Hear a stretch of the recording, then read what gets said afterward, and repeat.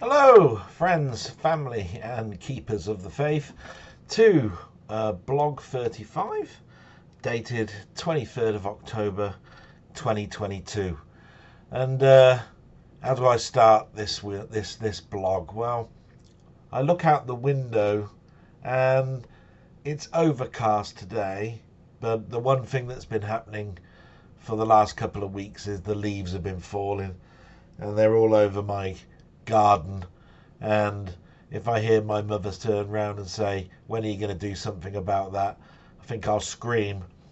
But yeah, I've been into the garage and we've got one of those leaf collector things, and sure as not, I we've got one of those extension leads with a cut-off switch.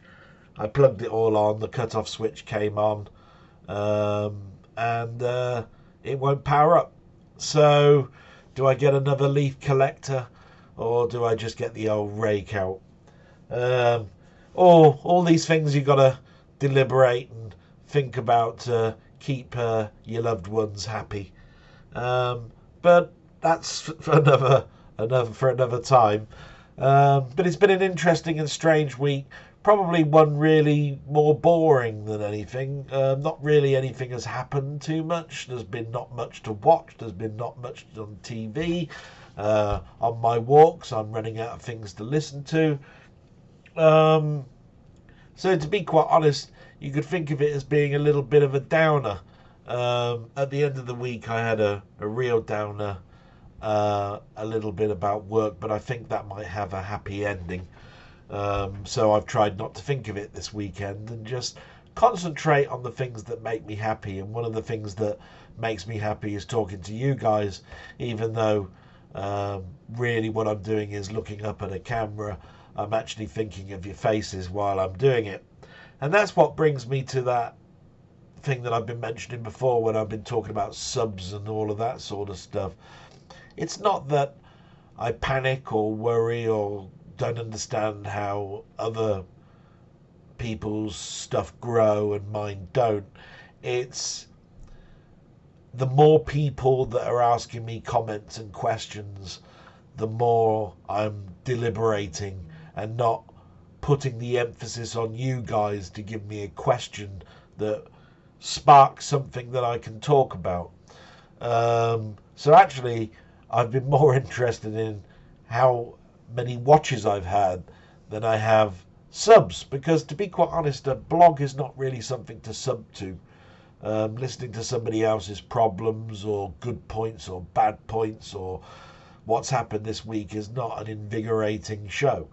And that's not the purpose of this blog anyway. The blog is a warts and all, and it was to show the dark and the light side of me going through a very traumatic period of my life, which hopefully comes to an end. And when you go on that journey, you see all of everything that went on in my life, and you pick up on things and you do it differently yourself if you ever come to that problem. But it's also as well something to leave behind.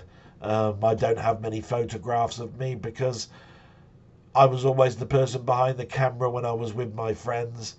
When I was on holiday, I went by myself, so that there was, other than putting something on self-timer or falling into that trap of, "Here mate, can you take a photograph of me," and seeing him belt down the road with your camera, which we must have seen a million times in comedy films. I didn't know quite how to leave something behind. So in many ways, I've got to thank you all really for going on this journey and listening to my waffle. But anyway, we start off with the news. We're already 5 minutes in and I've waffled a load of crap already. And as you know, I do the news purely from a date stamp. I have no opinion really whatsoever in the news, politics or anything. I might mention something at the end which I'll go, yeah, right, or something. But I haven't got the brain cells to deliberate it, if you see what I mean. So we always bring up the war, and I'll constantly bring up the war, because if there is an opinion I have, it will be that this should never have started. and I'm batting for Ukraine, you know, to get back something that should never have started. So what did I read in the news articles for this week? US and Russian defense secretaries have spoken on the phone in a rare moment of high-level contact between the two countries since the Russian invasion of Ukraine. The Pentagon said that the US was eager to keep communications open, and the Defense Ministry in Moscow said that current questions of international security were discussed, including the situation in Ukraine. Well, I'm happy to hear any news story that says that communications are open. It's just, I think stories like this, just like I've mentioned about stories on other slow news weeks, are just to deliberate on something that you know is possibly going. There is always an element of fact. You have to fact base these things, and so there must have been, did this conversation actually occur, who was it between, all of that sort of stuff before they produce anything. So good news is if communication channels are open, it's another thing on whether anything comes of it. I've got my fingers crossed. Politics, wow, it's been turmoil, hasn't it, in the UK. And embarrassment, I think, really, as well, for the world. I'm pretty sure that many other politicians and higher-ups in other countries that had to fly in to shake the hand of the latest Prime Minister are now going, what, we got to go back again? But here we are. Truss has resigned. Boris Johnson has shown interest in return to Prime Ministry duties and started to fly back, consider flying back Friday. I think he's now back in this country. Cynic says that he's got over 100 backers, so we've started the party challenge again. And we've been told that the position will be filled by October 29th. So, you know, that's a heck of a week in politics. All a load of... We're a joke, I think, in the eyes of many countries at the moment. Well, let us be the joke. We've got to handle our own issues. But the problem is, it's out of our hands. We're a joke because of how we're portrayed by the higher-ups that we didn't even put into power. From that point of view, I get very... Well, I gasp an awful lot at some of it. But we'll leave it just there. Yeah, as you know, I'm no politician. I have no interest in politics. I work in a government department currently still. So I have to look at it because... Well, take it like this. Boris Johnson made it clear that to cut spending, he's having to get rid of, I think it was 5,000 civil service jobs over the next 12 months. So from my point of view, do I back Boris to come back in? Would this 5,000 culling happen before the next general election? If the general election occurs and Labour come in, would they start making changes again to the Ministry of Justice to the point where it wouldn't make a blind bit of difference on Boris following suit or whether Labour would follow suit? All of those sort of things happen when I'm at work, and you know, I either act like an ostrich and bury my head in the sand, or I talk about it with my concerns with management. So, but like I say, these things are out of our hands. You know, there's not very much that my manager could talk about really in regards to calming a situation down that's also out of that person's hands. And shopping. Right, now this was interesting. Shopping has become fragmented. People have now turned to own brands. As this occurs, shoppers shift to different supermarkets to get the best deal. This has caused a problem with tracking And so it is now hard for supermarkets to keep shelves stocked because they can't see the patterns of people's buying. That whole statement rang true to me. Probably because I do a lot of shopping for my mother. But I must admit, when we're in a situation where costs come into play and we start to go to the point where Aldi is now the same price as some of other supermarkets, and we now look at their own brands, Sainsbury's brands, Tesco brands, and we find that we can buy a packet of biscuits for 17 pence one week and they're up to 35 the next week, and that's on your own brands. We're now bulk buying stuff that, again, that we don't need, but that's to get us through winter. We're a bit like squirrels and nuts. So, yes, it's a bit difficult. We kept, in my family, my mother and I, the same pattern, really. We get stuff in that you buy in on tins and frozen in a monthly purchase. And then we buy the things that we need that run out on a daily basis, like bread and, milk. We get those where we can at the place that's closest to us. And that would be, for me, a walk around about half a mile down the road, which fits in with my walk that I do every day. So, from a creature of habit, I'm not acting like these people, which are being much more savvy, probably closer to the bread line, and they're picking up 5 lots of toilet rolls because they come down by 35 pence this week when they don't need them. And then they're following suit each week with what's happening with the food shopping. So they're stocking up with digestive biscuits or stocking up with the latest crisps that have dropped down to £1.25, etc., etc., etc. So totally get it, and one that to be a bit of a trouble with, really, to be quite honest. Okay, so shout outs. As you know, I love to do my shout outs. I love to read out your questions.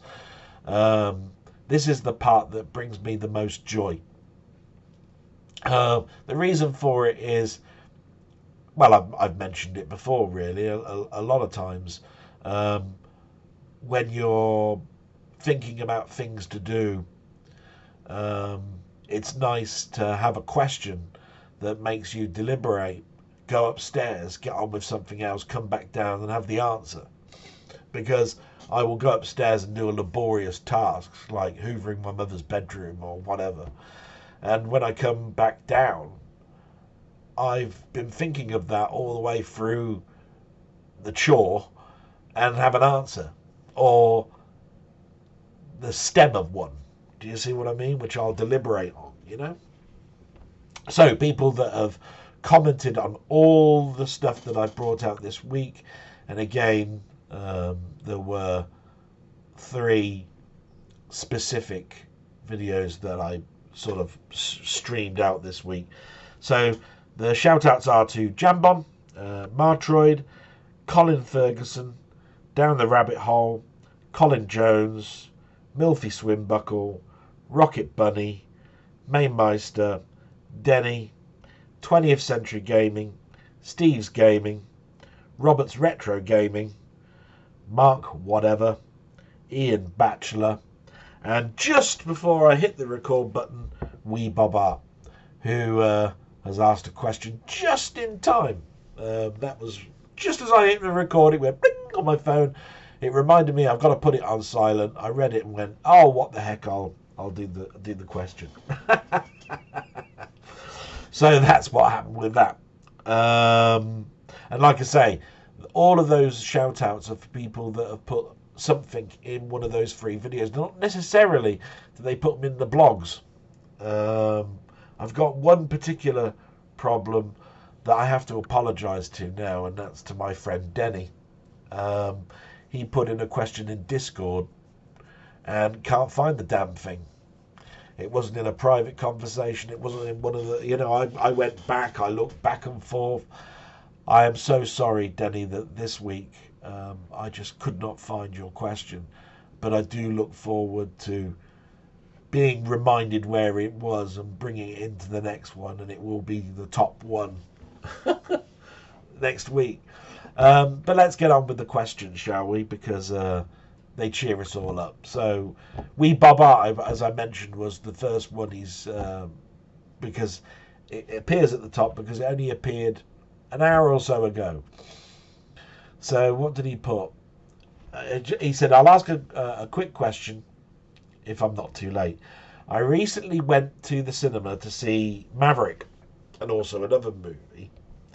And I can't remember what it was, but what that film was. But he noticed that the sound seemed to be very low. And it's been that way now for a while. It's an Odeon cinema. And he wanted to know, do I think that all cinemas now lower the sound for health and safety reasons? Which is an interesting question, but one that I did a little bit of research on years and years ago. But since I come across Movie Collector's channel on YouTube, which I've mentioned before, where this guy's got his own home projector at home. He did a whole article on sound and sound in the cinema. And because he lives in London, they have an IMAX cinema there. And back in the day, they used to have what they call THX certified cinemas. A sound system by Lucas, who did the Star Wars films. Now, I was very big on sound when I'm at home because I've got a surround sound amp, and certain surround sound amps are certified to certain levels. You know, THX certification, Dolby Atmos certification, you know, etc., etc., etc. Now, when he was a projectionist, and this guy was a projectionist, he said that there was a guideline that you should never exceed 84 decibels. But the average, when somebody did a study, showed that the average was 94 decibels, which meant that certain cinema houses were going well beyond the 100 threshold to get that average of 94. I don't think health and safety comes into it too much anymore. It's probably down to the sound system that they bought for the cinema. Whether they've downgraded, upgraded, got a problem with their sound system, whether it's some of the speakers have shot and they're not aware of it because nobody's brought it to their attention. More along those lines. I go to a UE cinema. Was it UE? I can't remember. In the town that I work in, and their sound system is really pinpoint sharp. I mean, it's incredible. But if I went to the cinema in my hometown that's been around for 60 years plus, the sound system in there is atrocious. In fact, it still advertises the fact that if you go to the Cinema 2, which is above Cinema 1, and it's only got 2 cinemas in this cinema house, the top cinema is mono, and the bottom cinema is Dolby stereo. They haven't even upgraded the sound system to be DTS or, you know, spectral recordings. So what do I think about it? I think it's more down to money or a problem that they're not aware of. But there was a case where there was a recommended threshold. I don't think that comes into it anymore, wee Bob. So I hope that's answered that question for you. Thanks very much. Made me quickly have to look, because I've got lots of notes that I store into certain categories like movies, games, documentaries, etc. And that's how I can quickly sometimes find things. I'm a little bit like that, really, to be quite honest, a bit anal about where I store information so I can pick it quickly. Colin Ferguson. Okay, great one. Thanks, Colin. So he's asking a question, and I think it's in the middle, so just bear with me a moment. My question this week is, do you ever find yourself getting a bit bored with gaming and then come across a game you have never played before that reawakened your love for gaming? That's possibly... I think of my gaming history to be a little bit like a curve, like this. It has dips and troughs and highs. And there are times where I just don't get around to playing a game, or don't give a shit about a game, or can't wait to get home to play a game. All depends on what's happening at work and family, I tend to find, because somebody who doesn't have an awful lot of friends tends to fall into that trap of putting all their eggs in one basket. Yeah, let's put it that way. And I'm one of those ones that have family life, work life, and one of them will take a priority depending on what's happening in the world. So when COVID occurred, family took a back seat, work took a high seat, and I tended to do everything about work. And it didn't matter what was going on with family. Family took a back swipe. And that's wrong, because work is work, family is important. You need to set those priorities very quickly. But I was eager to impress in my new management position that hadn't been tested that much. I'd been a manager for about a year and a half. I'd got the policies and things in place as best as I could with the tools that I had. And then COVID came along. And then it was, we can't work without you, Dell. And what I mean by that is everybody was home working. I had to go to work. I had to build laptops. Laptops would break at home, and they would need a new one sending to their home place. From that point of view, you can't build them at home. They're on a switch that is controlled by the Ministry of Justice, and you can't have that switch moving into a normal terrestrial home. So I was at work, and I was doing 18 hours sometimes, days. And when I get home, I'd sleep for, a couple of hours and then go back. And I would do, a normal day the next day because I just couldn't stay awake any longer. And then I'd do another 12, 14-hour day the next day, and it would go up and down. And all I could do really when I walked in was make sure my mother was okay, spend a little bit of time with her, make sure she's eating, give her a peck on the cheek and say, love you, mum, see you after work the next day, and repeat, rinse and repeat. And that's what makes you feel so bad when you're in a situation like I am with working directly now with the Ministry of Justice, and they just don't see what I went through. But there we are, that's neither here nor there. Going off topic a little bit. So, yes, there's a game just recently like Vampire Survivors, which I'm pretty sure, Colin, you might have seen in some of my videos, or you must have just done a search in YouTube and you will see the thousands of videos where a simple little game that takes up virtually no space on your hard drive, costs less than a pint of lager, can suddenly not take over your life, but become something that you're looking forward to going back on just to play one more game. It happens rarely on my consoles behind me, because those I have to switch on, load up, choose the game, play it, and that sort of stuff. And by the time you get to that point, you don't want to play it anymore.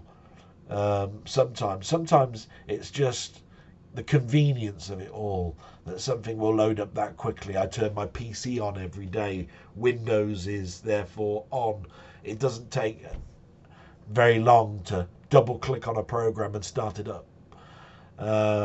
Where the PS5 is an effort, because it's normally switched to TV mode, and then I have to put it into video mode, and Bob's your uncle, So I hope that's answered your question, really. Yes, there have been games. One just recently is Vampire Survivors. There have been many through the years, but it's always been down to what's happening at work or what's happening at home in regards to time and availability. Brilliant. Thanks very much for that one, Colin. Rocket's been very, very, very good, and he's been on pretty much all my videos and left a comment on every single one of them, and I've loved every single one of them. Thank you very much. And he's even offered for me to join him on a game on a PS5 sometime. He's actually mentioned it in his question. He says, I have to think of a quick question. I see you've got a PS5 behind you, and every week you mention that you don't play it much, and that's quite true. When you do, what games do you play? Do you play anything co-op? Feel free to add me. Absolutely brilliant. I love that. It makes me feel wanted as well. You know, you can easily make a smile with me as when somebody wants to take an interest that you're, you know, that about what's going on in your life, and if you've got a frown, turning that into a smile. And sometimes just a voice on, like I say, on a phone, or a text that suddenly comes through on your phone, or somebody directly mentions you in a chat room and go, oh, Del boy, didn't know you were here. Well, great to see you here. Is there anything that you want to see me play? All of that sort of stuff makes you feel part of something, which is what drew me to certain, certain channels that are here. It's that feeling of of being wanted or being part of something. We all have these basic things in us. If we don't feel wanted, what's our purpose here? What is the point of continuing or going on? Being loved, feeling loved, being part of something, or being wanted, and knowing that what you're talking about is wanted to be heard, is a God-given right that everybody should have. And everybody should not just listen, right? Which is what I do all the day, is I listen, right? I like to hear. I use my brain, you know what I mean? To take in everything that's going on. So his question, like I say, was what do I play on my PS5, and what do I play any co-op stuff? Never really got into the co-op side of things, and I think the reason for that was I did try with some of the early first-person shooters, but I ended up being just target practice. It wasn't really fun.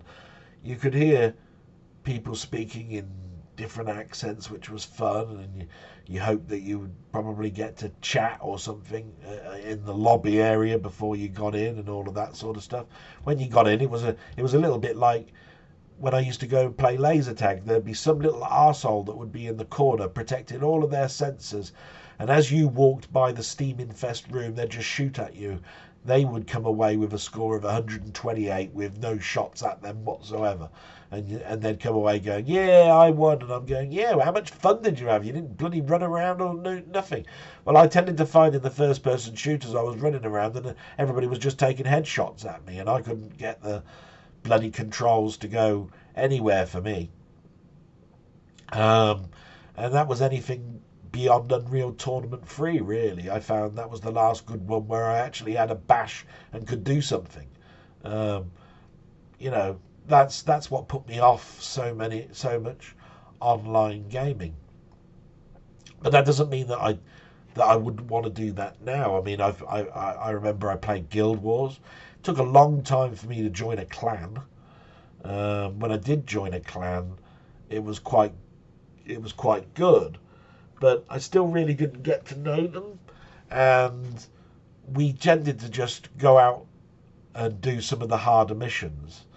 And then when you were playing solo, you would give back a little bit by some of the stuff that you took away from the treasure that you had found. Like there might be, you were a bit short on making food for yourself because you're not a cook, and somebody in the group would be a cook, so you'd go into there and nick a load of ingredients because you can't be asked to go out and get it yourself. That's the sort of thing that happens in Guild Wars.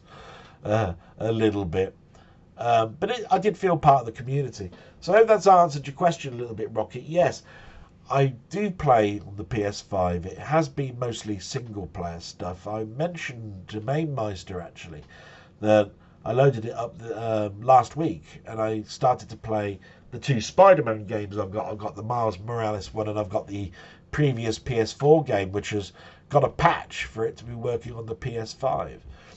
I also have that monster one. Forgot what it's called now. Monster Horizon. and I put that on. It's a beautiful looking game, don't get me wrong, but again, there's a mechanic that you've got to learn, and of course there are always the stuff that you can buy in the store that's cheap and cheerful, and you can pick up in 10 minutes, and I like those. There's even one that's preloaded on the PS5, which is a little robots playground. I forgot what his name is, but it's great. And as a free game, it's absolutely wonderful. Okay, so moving on, Milfy.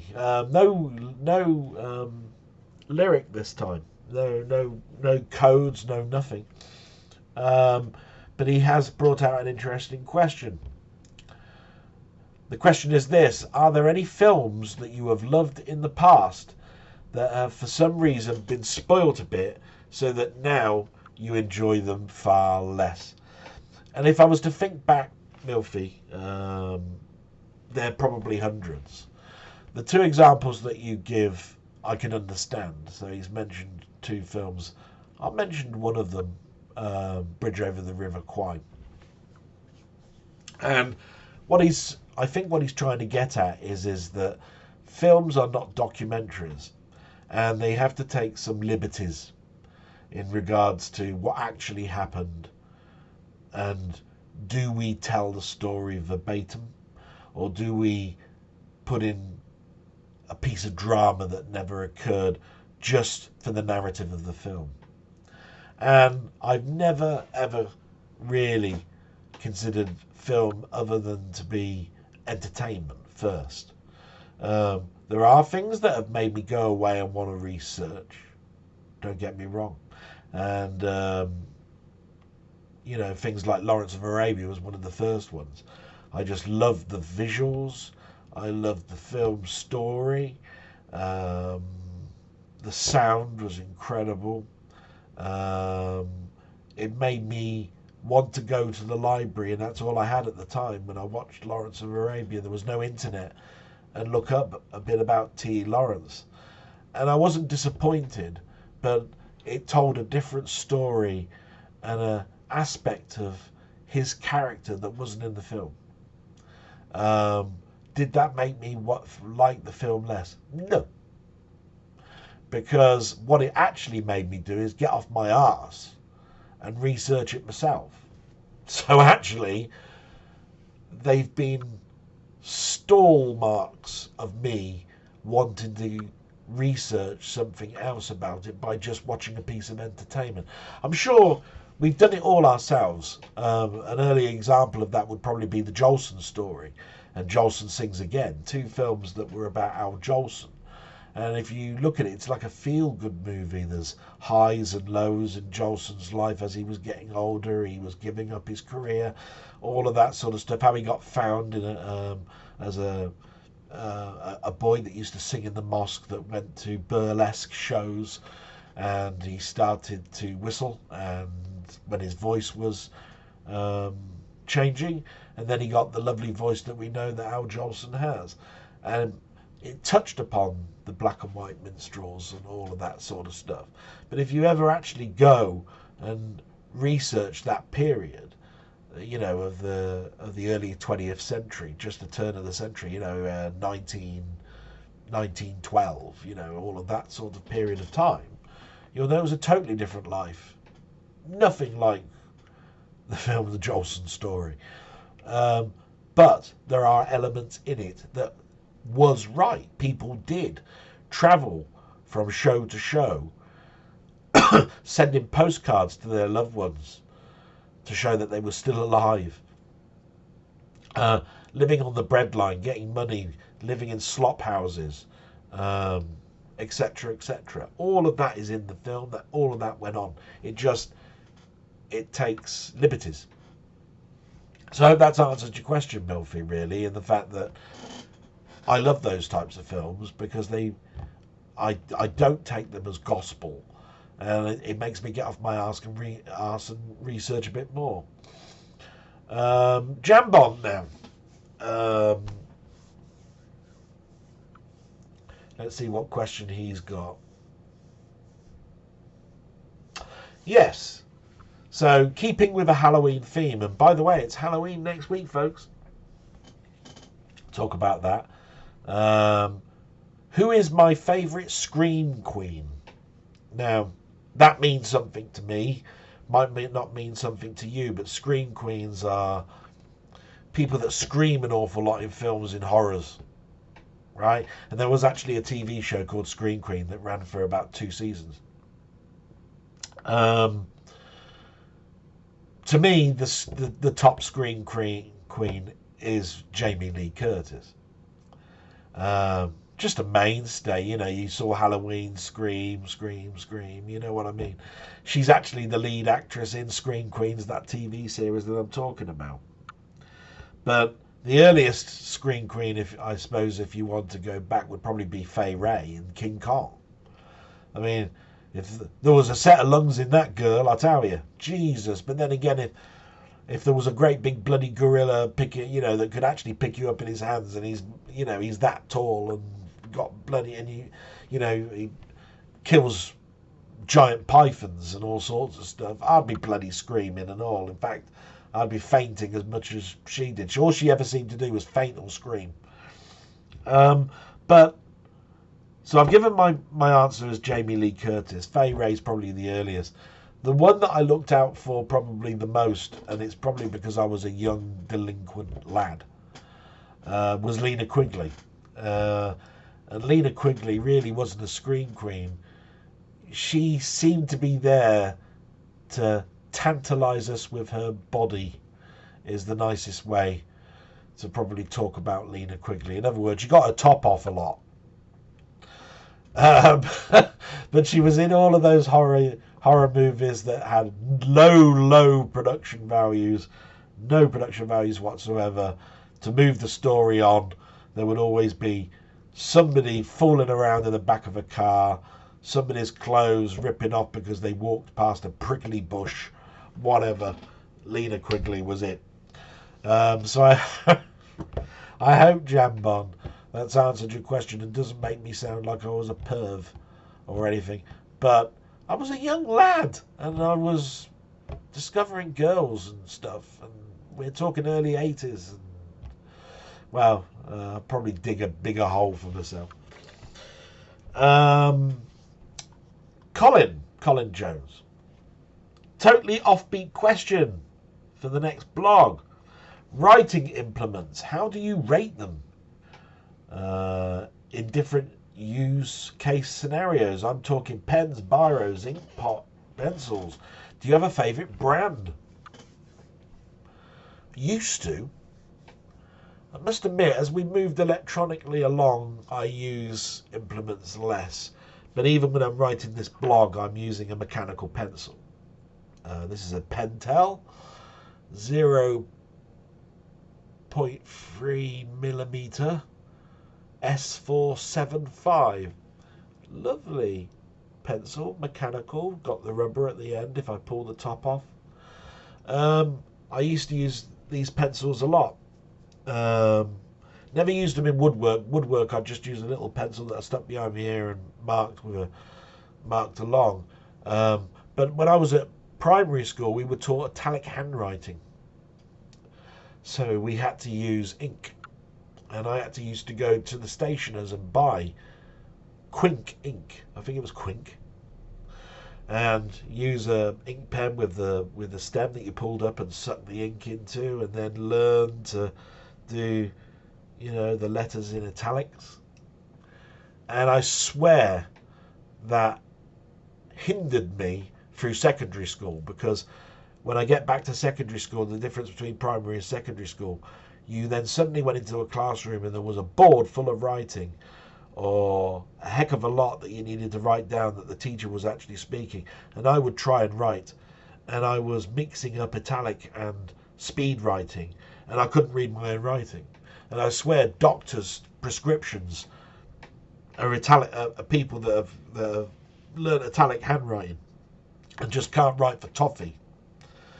Don't get me wrong, I can write beautiful italic handwriting if I have the pen, the ink, and I've got an hour to write a line, right? I can make it look lovely, right? And it's great for billboards where you're working in a pub and you're putting down what the Sunday roast is for today, right? Doesn't work everyday life. So, yes, I had a favourite italic pen. I can't remember what the brand was. Brands really didn't come into it for me.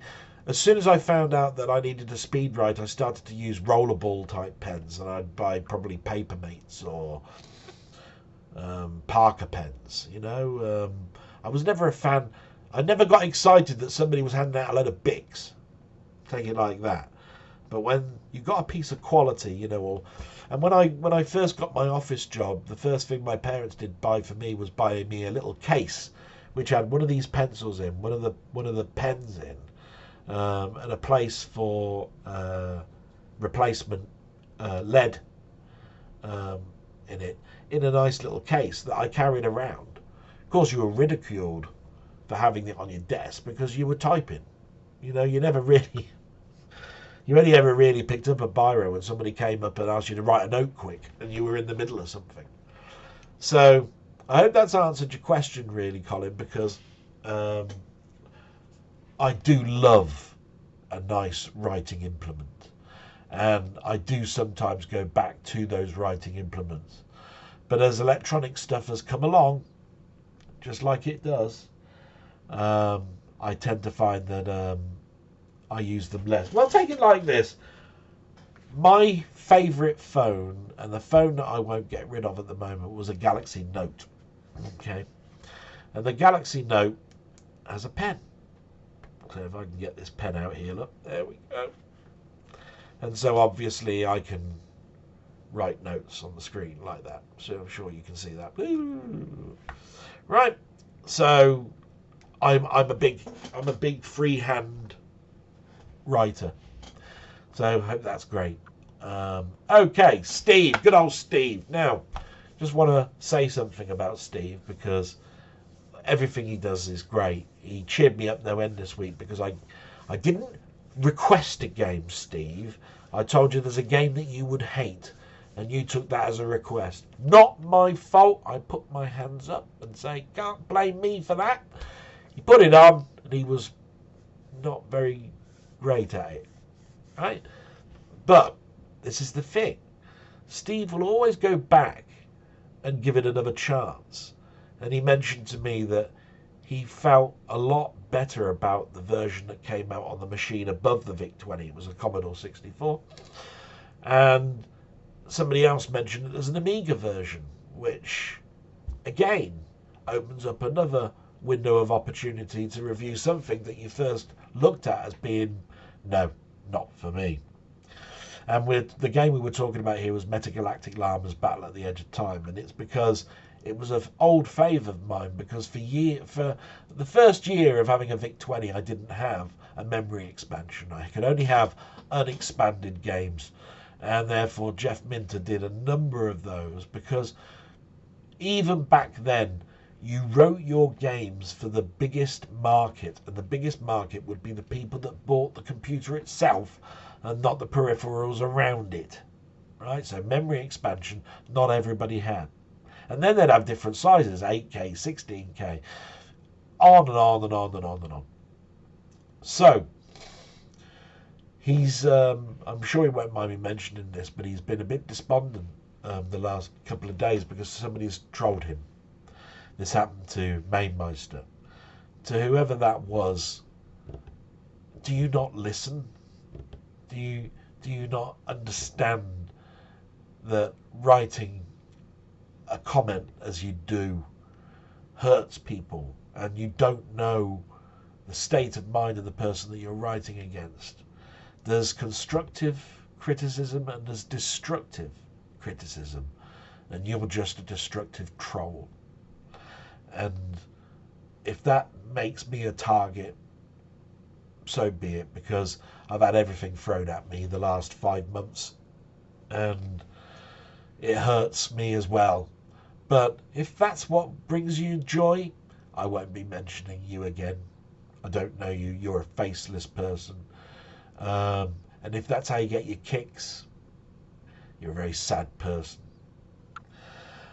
But going back to the questions, Steve always writes me a huge essay about what's been going on with him, what he enjoyed about my blog. And then he comes up with these interesting questions that, wow, I've had trouble answering them the last month or so. So, number one, what is your favourite game genre? And did you ever buy a game in that genre that was a huge letdown? And I think we all know now that my biggest genre was really the strategy game, the real-time strategy, or the role-playing game. Did I buy a game that was a huge letdown? I obviously have. And I've probably mentioned it before. But there isn't one that really comes to the top of off the top of my brain, if you see what I mean. Because I tend to find that there's good in every game. It's just that there's something about it that just didn't work. It could be that it was buggy, that it only ever worked when they patched it up. A perfect example would be that No Man's Sky. It was not the product that we were promised, and within 6 months they had turned it around. But in that 6 months they were the bane of, they were mocked in the industry. Now it's the biggest turnaround in the history of gaming. There's people that now go, wow, this is absolutely fantastic. What were these people talking about at the very beginning? Well, they weren't there when it was released.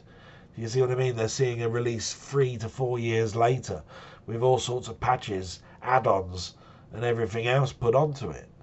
I remember this was discussed just a couple of years ago where I think it was Lacosa who turned around and said that he was afraid to go back to it because he liked the game, but there was a save bug that if you actually tried to open it, it would wipe that save and you'd lost all that progress.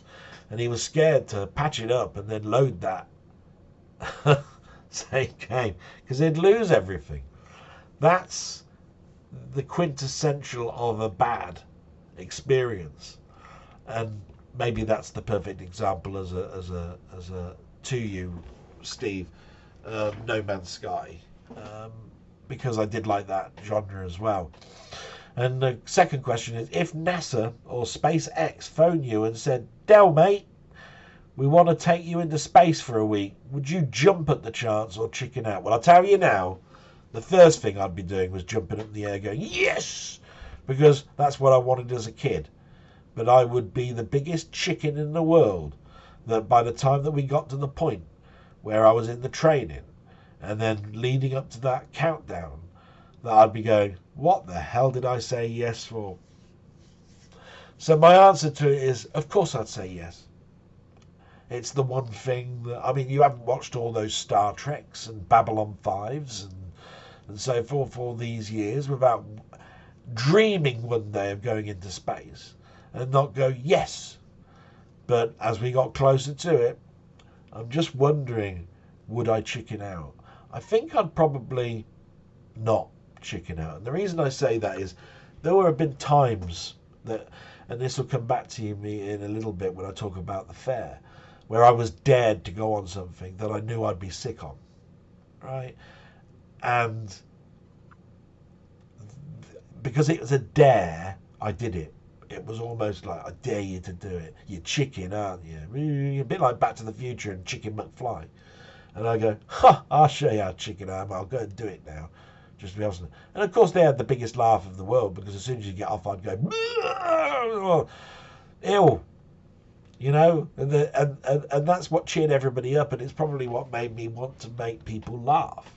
I'm not a good person at making people laugh, but that's the sort of thing that I was well known for, So I think that comes to the end of the questions, guys. Just checking over. Yep, that's it. So we get to the bit now where I talk about a little bit about you, a little bit about what I watched, what a little bit about watched on TV. So what have I watched that's outside of my friends and so forth? Well, as always, I've watched This Week in Retro. Now, I tended to find that this week was a bit underwhelming, to be quite honest. I'll tell you what what happens in This Week in Retro is sometimes it can be the best thing to watch since sliced bread, because there are things in there that interest you, and other times it turns into the most mediocre episode of Tomorrow's World. Do you remember those ones where there wasn't one subject in the whole of that half-hour program on BBC in the 70s and 80s that interested you one bit, and you go, well, I learned nothing in that. And this one had two real points of interest. Brain cells testing out whether brain cells can play Pong, and they took out brain cells from mice and humans, and they wanted to know whether there was electrical activity, and they used Pong as a stimulant. Right, yeah. And then, can you build a 486 out of standard components? Sorry, product placement a minute. Which was interesting. But how many have I seen now of boards that are 386s, 486s, the size of a Raspberry Pi?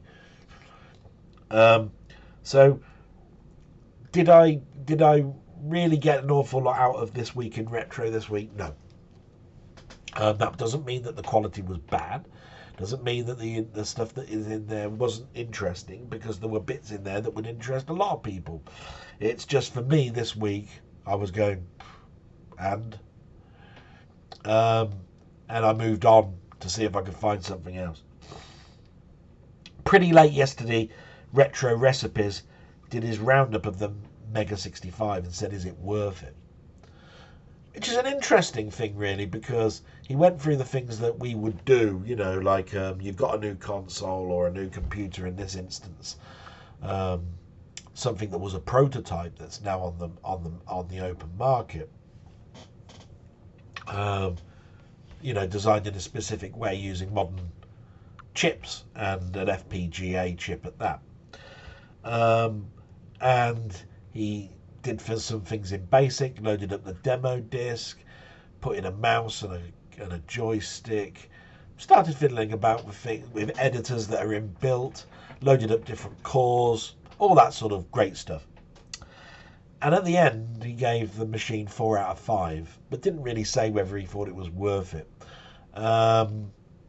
He mentioned the downsides of it as well, like this piece of equipment that he's got is made out of plastic, which he thinks is not particularly good quality and is bending or buckling because they haven't cooled the plastic down enough when they're taking it out of the molds, I think is what he was getting at, because it's injection molding, and I know a little bit about injection molding because we had a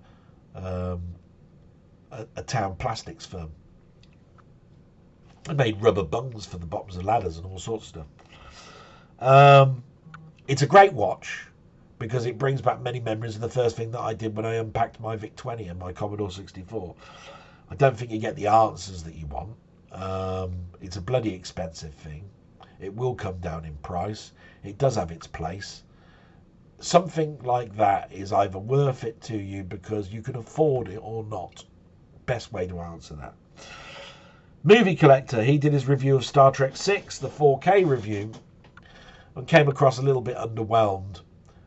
And it came across as what he expected. So what do I mean by that? So as I told you before, the Movie Collector, he's an ex-projectionist, and he's got a projector in his home. And he's got all the stubs of the films that he went to see. No word of a lie, he shows you the stubs. And he went to see Star Trek 6, the first premiere in London, and it was from a 35mm print blown to 70mm, and he said that the picture was astounding and the sound was top quality, and this was a cinema that had THX certification. He couldn't go back the same week, and in the following week it moved on, so he went to another cinema, and basically they showed a standard 35mm print of it, and he was underwhelmed. The sound was worse, the colours weren't as rich. It was an altogether different experience but he still came away loving the film. And the film, by the way, Star Trek 6, is a good one. So he goes into a bit more depth. So when he starts talking about the 4K, he's talking about the fact that it still doesn't give him that 70mm experience that he first had. It's more like the closest to that 35mm that you'll ever get, which is not a bad thing because the colours are vibrant, the picture's good quality, some film grade, no waxy looking characters, but he would have hoped that he would have got the print that was at the premieres, which was the 70mm print, and you would have hoped that they would have gone to the negative of that. And that's where I understand it as well. It's like, why don't you do that? But maybe there were very few of these pressings, and they're all destroyed, and they've all degraded. Air, oxidization, everything like that just destroys these films. So that's worth a watch. And then there's a new person I came across because I went into a live stream, and that person's called 8-Bit Rage. Just started doing more Amstrad stuff than anything, and I'm not an Amstrad fan, but I wanted to know. I watched her channel and decided to sub because I want to learn a little bit more about how other people present things, and this person seemed quite relaxed but still in that edgy mode like I am. You can tell probably not until I'm in the middle of this blog that I've relaxed much. I'm very much, I've just hit record, lights are in your eyes, bunny in the middle of the road type thing. So, but I started to binge watch a few and quite enjoyed myself, and not bad at all. Probably worth a little bit of a search. So then there's all my friends. So, yeah, Mainmeister's brought out his standard stuff. And he did his Frogger handheld, which is great because what's going to happen with gaming history, for me, from my personal retrospect, is that there was a time where I didn't have too much electronic stuff. There is a time where I didn't have a computer. The console was a basic cartridge system or Pong. And I was doing other things like playing on things like Evel Knievel, Big Track, Mr. Merlin, Simon Says, all of that sort of stuff. And therefore, handhelds like Astro Wars, which I had, comes into play. And you have to then start talking about it because it is your gaming history. So there will be a moment where I will be talking about that stuff. So it's very interesting how my friend Mainmeister presents it. He asks always questions, is there a better way of filming this, all of that. I've given ideas. Always do. But don't watch it because of that. Watch it because it's a damn piece of history, and this is what we used to have to play on because we weren't high up on the technology tree in the late 70s. So, you had to be a pretty robust family to be able to afford the 2600, the VCS system back then. I had one, but it took a bloody long time, I tell you, to source one and save up. Steve's Gaming, as I mentioned before, made me chuckle so hard I was crying with his Metagalactic Llamas battle at the edge of time because he just couldn't get the mechanic, and he was swearing at me all the way through it. He said, he was calling me Del, you bastard. You put this on for a reason. Not going to forgive you. Blah, blah, blah, blah, blah. Everybody that I saw in the comments there was loving it. And then giving him an equally hard one to do next. Mentioned Laser Zone after that. I'm really looking forward more and more to his videos because... well, like I said, it was just very nice that he made me feel welcome, that he took something that I made as a joke, as a genuine request. I'm just going to think of every torture game I can think of now and see his subs go to 120, 20, 24, 28, 32, etc., etc., right? Because I have to stick to you, because you're doing really, really well, mate, and we want to see more of it. Robert's Retro Gaming. So I continue to watch the Minecraft stuff, Robert, even though the server's been shut off. And it's great that you're starting to look at some of the arcade stuff as well. That's really good. Gives me immense pleasure to see a journey like Minecraft.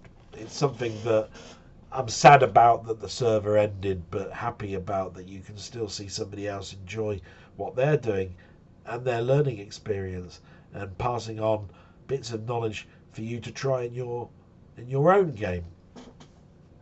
It's the journey we go on. Thanks, Rob, for that journey. It's brilliant.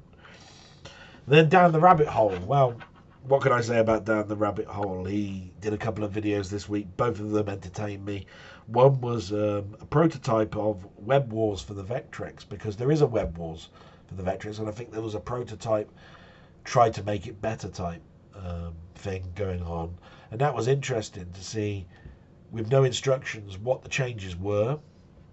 And then he did a show and tell of his sort of like Death Star model that he got back in the day when he was a big Star, and because he still is a Star Wars fan. And then he used that model kit to do the worst special effect I've ever seen in my life. It's on par with Roger Corman. And I mentioned that to him. I turned around and said, that's brilliant. All you needed on the back of that Death Star, I said, was "We break for no one." Right? Like from Mel Brooks' Spaceballs. And he cheered me up no end, because it was just a magic video, really, because I remember building kits like this. I remember what those kits would probably look like now. I was no good at painting. I thought they looked better when they came out with the colour of the mould. Brilliant. Must watch. And then Ponder. The difficulty with Ponder this week is that we're just short of when he does his blog. So we haven't seen that yet. And so therefore I joined him on his Twitch. Now, I don't like Twitch, but I thought, no, do you know what? I'll go and see my old mate, see what he's doing, because he gives me such great comments, and he's always making a nice comment about my videos and stuff. I'll go and make the effort and go to Twitch. Of course, Sod's Law is that he's playing all these different games. I had to learn how to request a game using Twitch, which I'd never done before in my life. And the 2 games I requested, he ain't got. So I call that the Parker luck, because if you ever read a Spider-Man comic, you'll know that everything that bad can happen will happen. And the 2 games I mentioned, he hasn't got.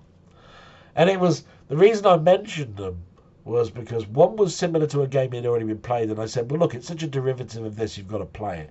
And the other one is that it commented in my Ring King gaming history that he hadn't played this particular game, and that the only one he really remembers was Barry McGuigan. So I thought to myself, well, let's see if he's got it in his collection now. Did he go away, download that game, and put it in his collection? Did he, L? Of course he didn't.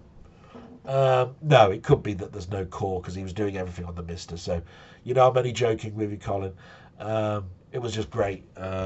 Thanks very much. I enjoyed myself.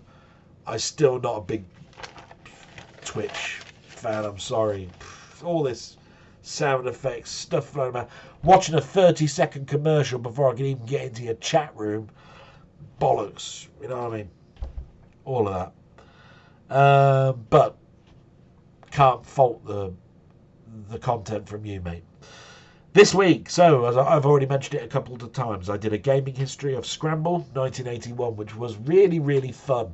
Thinking back to 1981 was magical. I didn't think I'd remember half of it. A lot of the stuff that I researched for it comes to me based on me going into the garage and looking in my boxes and getting that smell. I can find my records and the vinyl smell. It just takes me back to when I took it out after I'd bought it from Woolworths, taking it home and putting it on the record player for the first time. Same sort of smell, you know what I mean? That bookie smell, that vinyl smell, that smell when you open there is a plastic, and it has got its history in that smell. So that was great. I did a little video for the travelling fair that we have, because I've mentioned in my gaming histories a number of times most of my arcade gameplay came from holidays and going to the fair. And the fair turned up. I did a small set of videos, took some arty sort of photographs where I used, I opened the lens longer, so you got streamlines, all sorts of stuff like that. Because at night and neon, what else can you do other than make something look like it's got motion in a static photograph? You've got to try it, haven't you? But I went there as well to get my mum some sweets. I then labelled the whole video up, The Search for Mum's Brandy Snaps, and put a load of 10-15 second clips together to make an 8-minute look around the fair in the town, and then ended it off with me handing over a big bag of sweets to my mum, and my mum's face smiling, saying, "Whoa, I've got 2 months worth." Well, just to give you an update on that, she's got about 3 bags left, and I give it to the end of this week before they're all gone.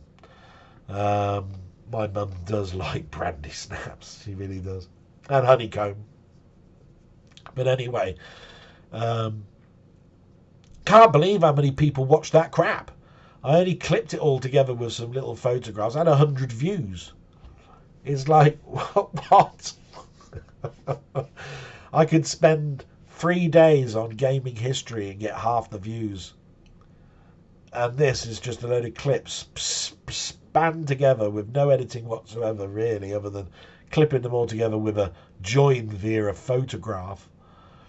And a joke at the end where I hand over a bag of sweets to my mum and I get twice as many views. Doing something wrong. I'm doing it, I don't know. And then, of course, there's the blog. And, you know, the blog from last week, and I read the comments out. Great. That's everything that's happened this week, really, in regards to this week. When it comes to what I watched House of the Dragon episode 9 on TV.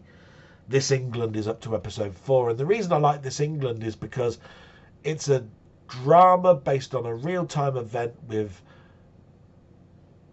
liberties taken in the narrative. So we all know what happened in COVID. We don't really like Boris Johnson and politics. We'll watch it because we'll see the dates come up, the amount of lives that were lost at that particular time, and these idiots trying to get everything under control. And we're up to the point now where Boris is in hospital, and he's just about to leave because the NHS saved him. That's as far as we've got in that story. And then I watched the second part of Resident Alien. Like many TV shows, they're splitting these up into 2 parts. They did this with Walking Dead, where I'm sure it was season 9 was a part A and a part B.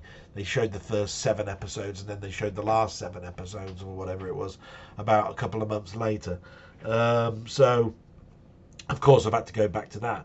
When it comes to old stuff, I've watched a couple of not obscure but stuff that I had recorded on my my Synology NAS drive. One was Says Les, which is the Les Dawson show from the 70s, which is interesting, just purely on the basis that I can't get enough of Les Dawson when he's playing the piano badly and all of that sort of stuff. I then watched the lesser known but still equally good and well known show Going Straight, which was the follow up to Porridge. So after, what was it, 3 seasons of Porridge, they did 1 season of Going Straight. It won an award. But unfortunately Richard Beckinsale died about a week after the broadcast of the first episode, I think, or maybe it was the month after the filming concluded. And enough said about that. We lost a great talent with Richard Beckinsale. And then I watched The Gaffer, which is a Bill Maynard show. The last time I'd seen something with Bill Maynard in was Selwyn Froggatt. The Gaffer was a similar type of role where he was the gaffer, you know, the boss of nothing really. It was almost like he worked out of a garage. But it ran for a couple of seasons. I managed to find that I downloaded them at some point in the history of me downloading stuff for me to watch and got some fun out of it. And the reason for that is because when I was watching things like In Sickness and in Health, Until Death Us Do Part, which are on TV Freeview at the moment, on That's TV or Legend or whatever. I've seen them on DVD and they're not cut. So the ones that I think I've downloaded in the past are not cut either. And so I got great pleasure in definitely for watching Going Straight. I can watch that over and over again. Not as good as Porridge, but still quality. And, you know, any time Norman Fletcher's on the screen, got to watch it. And the topic I've got for this week is sleeping habits. I just wanted to know your thoughts on sleeping habits. I'm having terrific problems with sleeping and have done for years. Sometimes I can't go to sleep unless I'm listening to something or watching something. So usually I'll have the TV on, the radio on, or listening to a podcast. I can't get to sleep reading anything. I've tried this. I've sat in the bed with just a lamp on, read a book, and I've not drifted off to sleep. But reading can make me tired. Don't understand it. It's maybe something I'm not putting my brain in the right mode when I'm lying down trying to read. And then I can't, for definite, turn everything off, turn the lights off, put my head on the pillow and say to myself, clear your brain, shut your eyes and go to sleep. I'll be awake for hours. So I'm trying to find different ways that I can do it, and I think that I fell into a trap in my early years where TV watching makes me drowsy and fall to sleep, and it might be one of the reasons why that's happening now. Although I still have the belief that it's the medication, because mine's happening at different times during the day, and my eyes go blurry looking at screens for about 2 or 3 hours at the moment. I'm up to about 2 or 3 hours before it really goes bad. So your thoughts on sleep deprivation, how you get to sleep, would be great. And the question for this week, because I didn't do one last week, was guess the tagline, is what the question is about. So this is a tagline to a famous film. What is the film? So the tagline went like this: life is in their hands, death is on their minds. That's the tagline. So think of the tagline for Aliens: in space, no one can hear you scream. Right? That's the tagline. This is a tagline to a famous film. Life is in their hands, death is on their minds. Little bit of fun. Don't have to do it. Google it, whatever you want. Kudos if you get it. Don't care. It's just supposed to be a bit of fun. Maybe it sparks something without you having to Google it, and you refuse ever to look it up because you're going to guess it by the end of the week. Whatever. Might be good. Nothing came this week really to buy other than Ex Machina. A good special effects film, not particularly brilliant. It's in 4K, special edition. I've got more coming this week, so that's good, because the first thing that's happening to me on Monday is that I'm having 2 rear suspension struts put into my car, which were recommended to be done at my MOT 6 months ago. It said within the next 6 months we recommend, and one of them was replacing one of the suspension struts. If you're going to replace one, you might as well replace them both, because then they'll be the same tensile strength and the same age. So I've got that going in, and the price is bloody high. £454.95. I don't care. It will mean that my car is again good for the road, and it's worth doing. Big box stuff, just some stuff here for you, just for a laugh. Found my big box for Far Cry 2 back in the day when big packaging was around. It comes with a map, look, all that sort of stuff. Here's what I bought from Game Station. Don't talk about Game Station too much. Pre-owned. It came at the whopping price of 99 pence.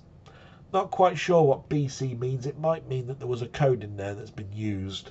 Didn't matter. I did play it. Two Worlds was not a great game, but wasn't a disaster. It's one of those ones that Well, it's just that The Witcher and everything did it so much better. I found my nice box of Dawn of War Retribution. Comes in that brittly plastic type thing, but when you open it up, it's in a book type thing. Always used to love the Dawn of War stuff, Warhammer and all of that sort of stuff. Pretty good. And then I forgot I had this. My God, I bought some crap. The Batman Collector's Edition Batarang. Why did I buy this stuff? You got the game, and then you got the Batarang on a stand. I think that is. Why? I ask myself this all the time. Why? I don't know. It looked nice. It could have been a pre-order. And that's the end, my lovelies. Thank you so much for watching. I hope some of this was entertaining. I know not everything is. All I know is I look forward to Sundays. I hope you look forward to sometimes watching something like this. Please watch other people's contents. They do an immense amount of work. You can just see it in even the most basic of things, and they're doing it, and you're following them on a journey, just like you're following my journey, which I'm appreciative of. So until next time, see you on the flip side. Bye bye.